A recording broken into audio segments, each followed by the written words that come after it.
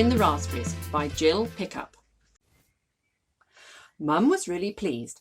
Peter's dragon had scared off the fox and said that now she needed to do some weeding. In their garden they grew vegetables. Peter liked the peas and sometimes the carrots, but he did not like the cabbages and was quite pleased when the caterpillars ate them. He loved raspberries, but they didn't have any growing in their garden. Mum said it was going to take quite a long time to do the weeding and asked Peter if he'd like to help. He wasn't at all keen, but then he had a brilliant idea. We could ask the dragon to burn up all the weeds.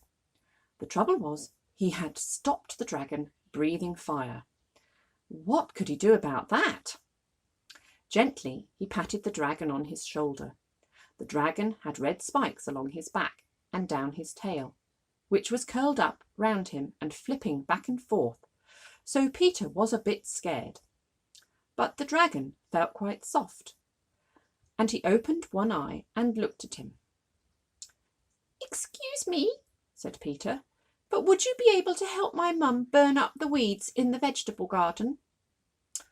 "You have put my flames out. It is quite difficult for me to start up the fire in my throat. Normally I have to wait for a really hot day and open my mouth very wide and face the sun, and even then it can take some time." "Oh dear," said Peter. "I did hope you could help, Mum." Just then Dad came by on his tractor. He stopped the engine and opened the cab door.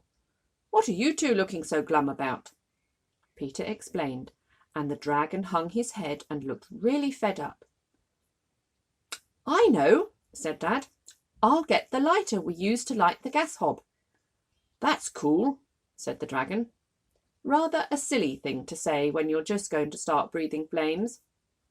The dragon dropped his lower jaw as far as he could. Dad clicked the lighter, but nothing happened.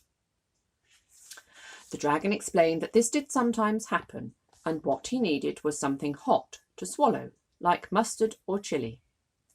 They all trooped into the kitchen and looked through the cupboards.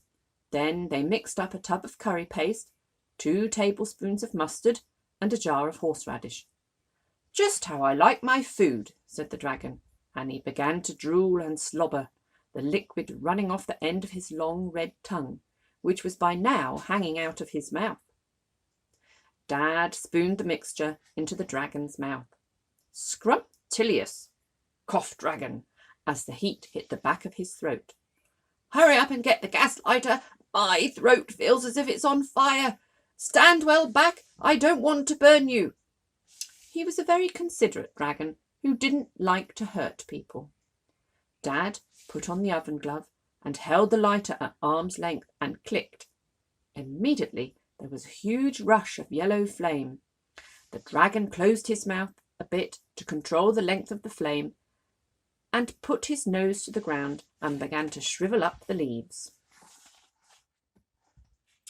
They were all so pleased with the way the garden looked when he'd finished, Peter said he would take him to see his friends, Jenny and Colin, who lived down the road.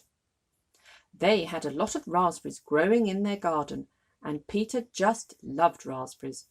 The trouble was there was a cage around the raspberries, and Colin said there was a wolf inside the cage to stop Peter creeping in and pinching the raspberries. Peter just couldn't resist going into the cage whenever there was no one looking, and then he would eat as many as he could and as quickly as he could. Colin said he was a raspberry rascal and he'd better watch out or the wolf would get him.